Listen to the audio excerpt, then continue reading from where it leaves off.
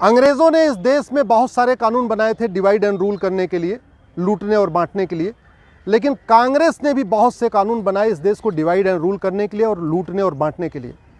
1991 में पहला कानून बनाया प्लेसेस ऑफ वर्शिप एक्ट, और हिंदू, जैन, बौद्ध, सिख के लिए कोर्ट का दरवाज़ा बंद कर दिया।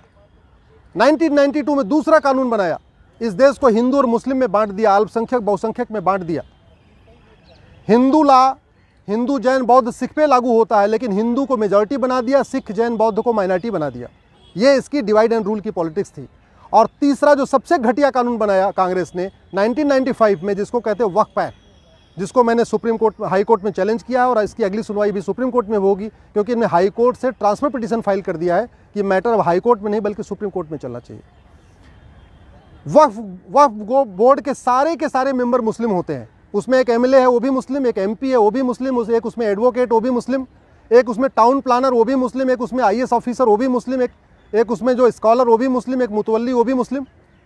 और उसके पास इतनी पावर दिया हुआ है कि किसी भी ज़मीन पे जाके कह दे ये ज़मीन वक्फ की है, तो आप उसके ऑर्डर के खिलाफ, उसके नोटिस के खिलाफ नियर बाई कोर्ट में भी नहीं जा सकते, आपको जाना पड़ेगा वक्फ ट्रिब्यूनल में।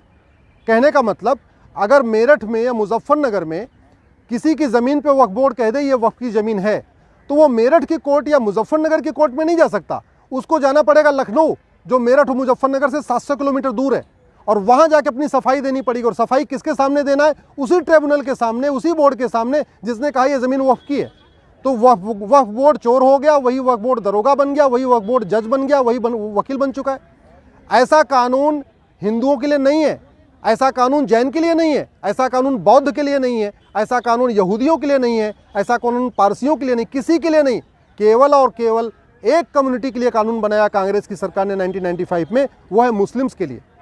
और इस कानून में इतनी शक्तियां दे दिया है कि वक्फ बोर्ड को नोटिस इशू करने के पहले कोई जांच पड़ताल भी नहीं करना, उसको जहां मन चाहे वहां वो नोटिस इशू कर दे। इसके चक्कर में ये वक्फ बोर्ड वसूली कर रहा है, लोगों को धमकाता है कि हम इसको वक्फ की प्रॉपर्टी डिक्लेयर कर देंगे, लोगों से पैसा लेता है, गरीबों का धर्मांतरण करा रहा है। आदिवासी एरिया में जहां लोग कानून नियम को ज़्यादा नहीं जानते, वहां पे ये नोटिस देता है और कहता है कि भाई एक तरीका है, अगर आपको ज़मीन बचानी है तो इस्लाम कबूल कर लो, मुस्लिम बन जाओ। तो इस तरीके से छत्तीसगढ़ के एरिया में, महाराष्ट्र के एरिया में, या और भी जहाँ पे पिछड़े लोग रहते हैं, गरीब रहते हैं, जिनको नियम कानून ज़्यादा नहीं पता, वहाँ पे ये कन्वर्जन का कारण भी बन गया है। इसीलिए मैं कह रहा हूँ ये कानून ख़त्म होना चाहिए।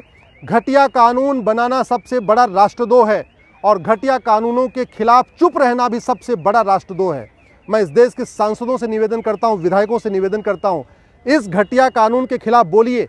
1991 के प्लेसेस ऑफ वर्शिप एक्ट के खिलाफ बोलिए, 1992 के माइनॉरिटी कमीशन एक्ट के खिलाफ बोलिए, और 1995 के वक्फ एक्ट के खिलाफ बोलिए। ये तीनों कानून कांग्रेस ने भारत में डिवाइड एंड रूल के लिए बनाया था, सत्ता के लिए बनाया था, मुस्लिम अपीजमेंट के लिए बनाया था। और जितनी दोषी कांग्रेस है इस कानून को बना के, उतने ही दोषी वो लोग हैं जो इस कानून पे मौन है।